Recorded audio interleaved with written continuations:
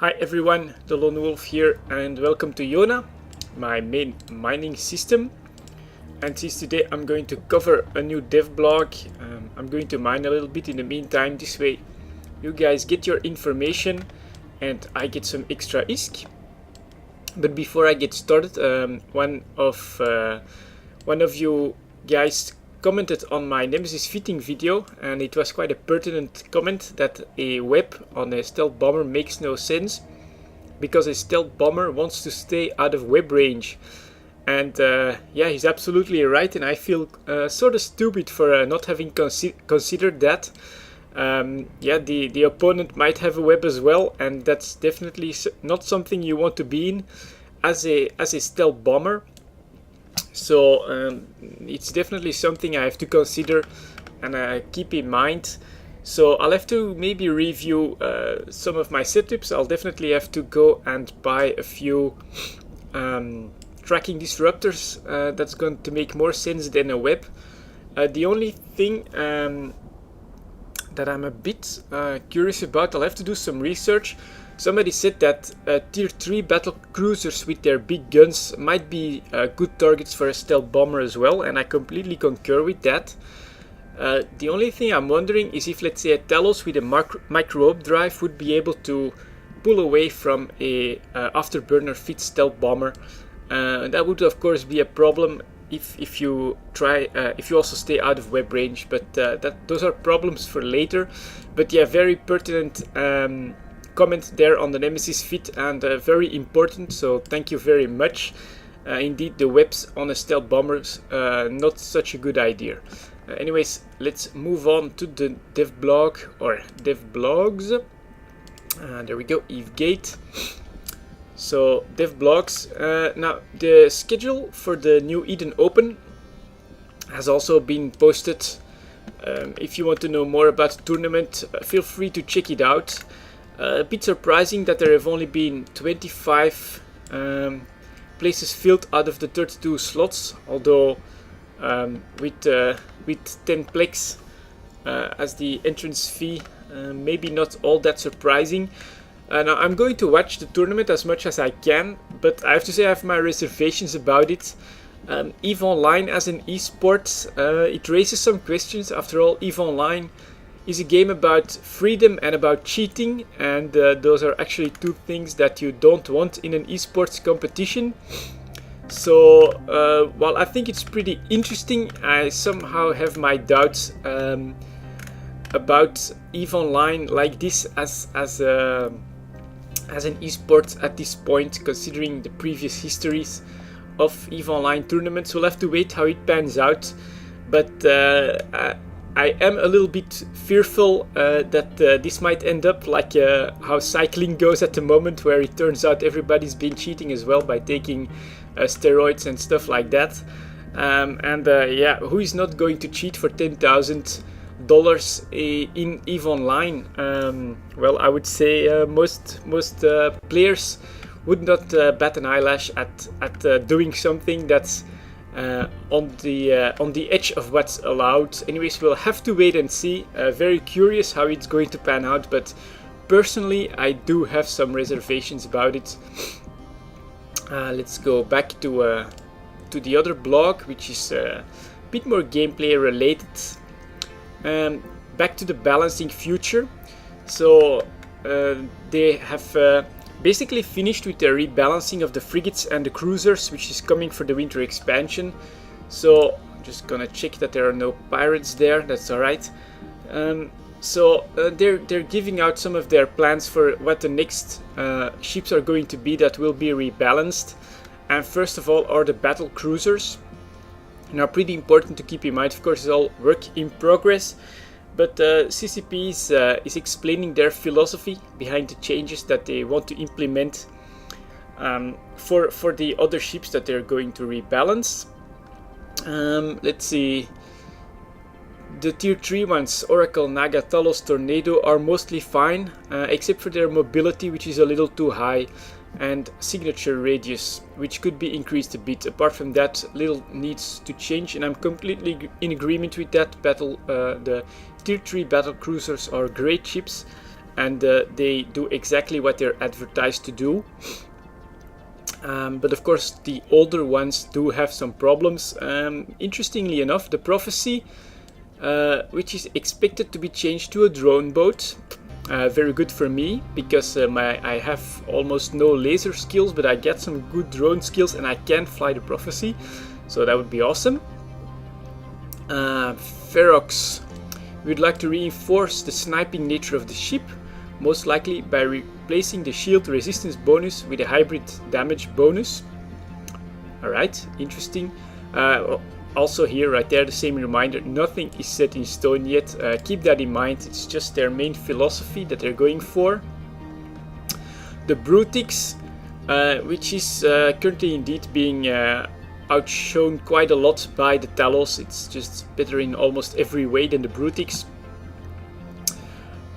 So they want to explore options on how to turn the Brutix into a more reliable close-range brawler, while the Talos keeps a kiting advantage.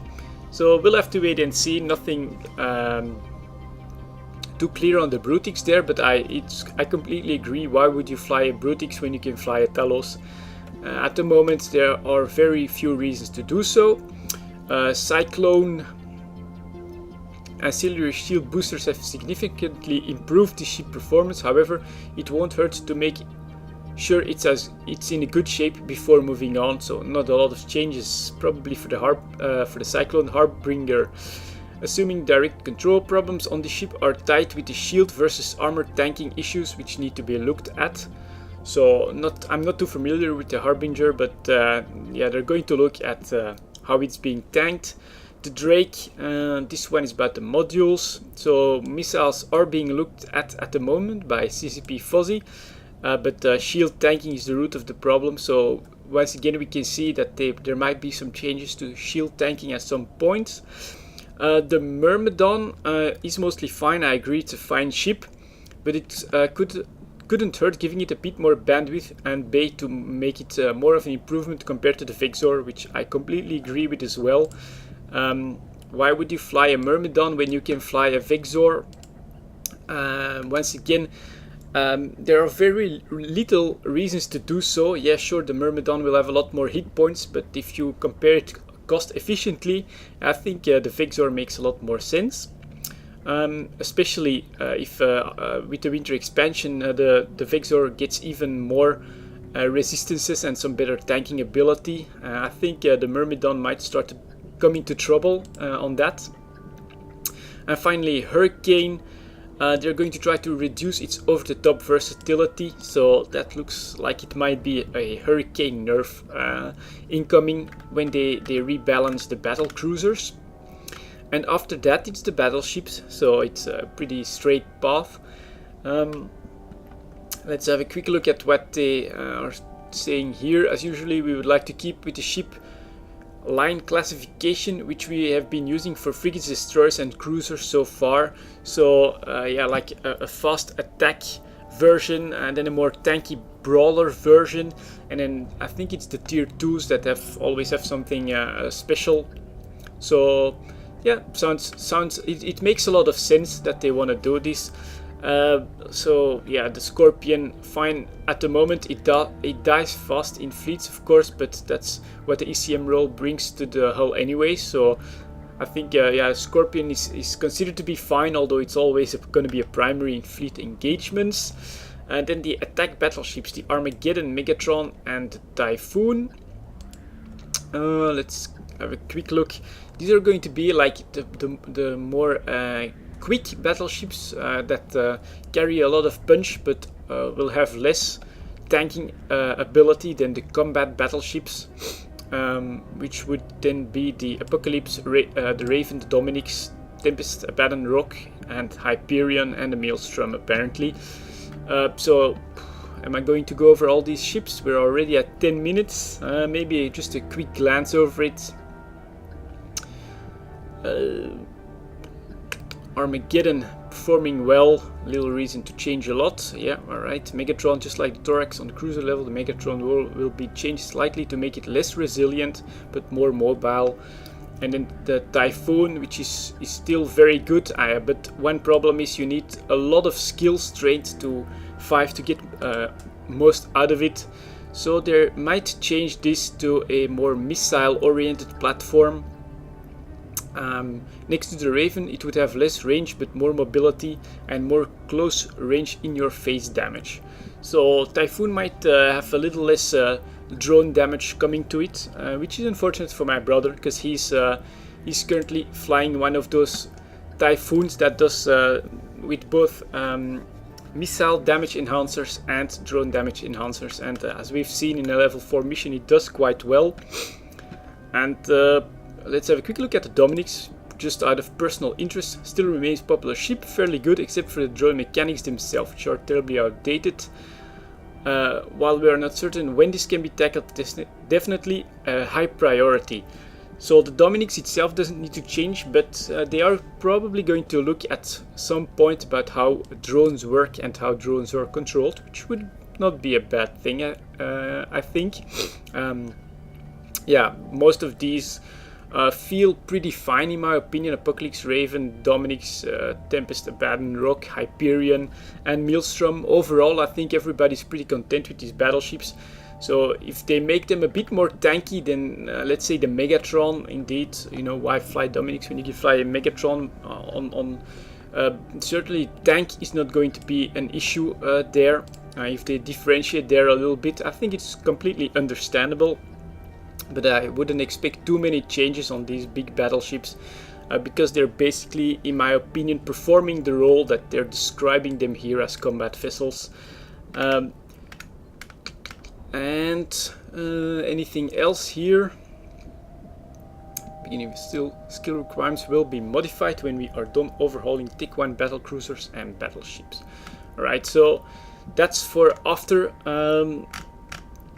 the rebalancing of the battlecruisers and the battleships. Basically, we've had all the non-cap ships. Then they're going to implement this change to the skills.